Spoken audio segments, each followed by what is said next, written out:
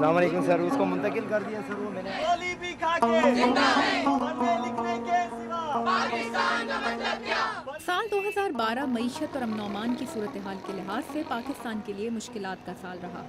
سوات کی ملالہ یوسفزئی پر قاتلانہ حملہ اور اقوام متحدہ کی جانب سے لڑکیوں کی تعلیم کے لیے ملالہ ایجوکیشن فنڈ کے قیام کا اعلان اس سال کی اہم ہائی لائٹس رہیں۔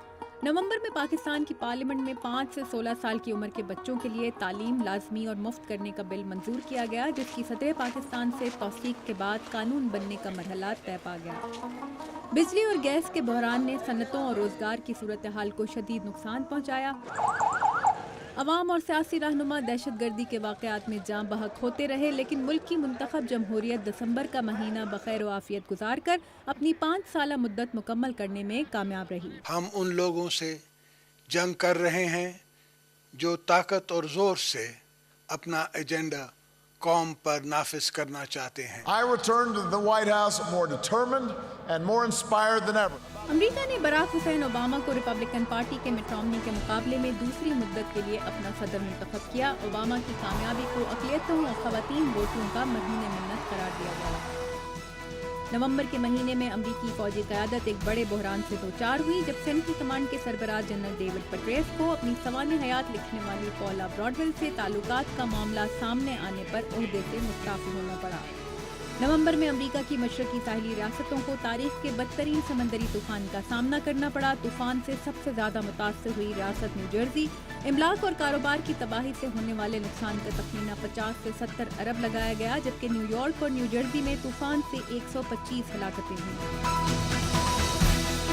دسمبر کے مہینے میں ریاست کنیکٹیکٹ کے شہر نیو ٹاؤن کے اسکول میں فائرنگ کے واقعے میں 27 افراد ہلاک ہوئے، جن میں 20 بچے شامل تھے۔ واقعے کے بعد امریکہ میں ہتھیاروں پر کنٹرول کا مطالبہ شدت اختیار کر گیا ہے، جہاں سال میں 30,000 سے زائد افراد فائرنگ کے واقعات میں ہلاک ہوتے ہیں۔ If we're honest with ourselves, the answer is no. We're not doing enough. مشرق وسطیٰ کے لیے سال کا انتہائی اہم واقعہ اقوام متحدہ میں فلسطین کو ایک آبزرور ریاست کا درجہ ملنے کا تھا۔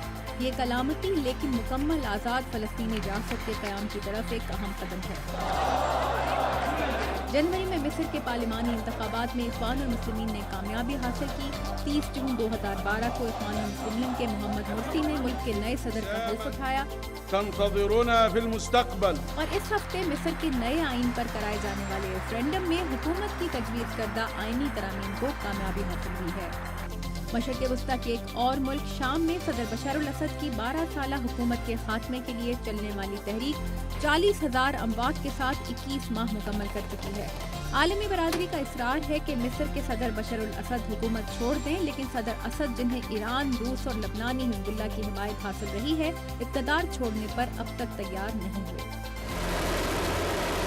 شمالی کوریا نے اس سال اپریل میں راکٹ کے ذریعے خلا میں اپنا مصنوعی سیارہ بھیجنے کی ایک ناکام کوشش کے بعد دسمبر میں اپنا پہلا مصنوعی سیارہ خلا میں بھیج کر خلائی مہمات کے سفر کا آغاز کر دیا ہے۔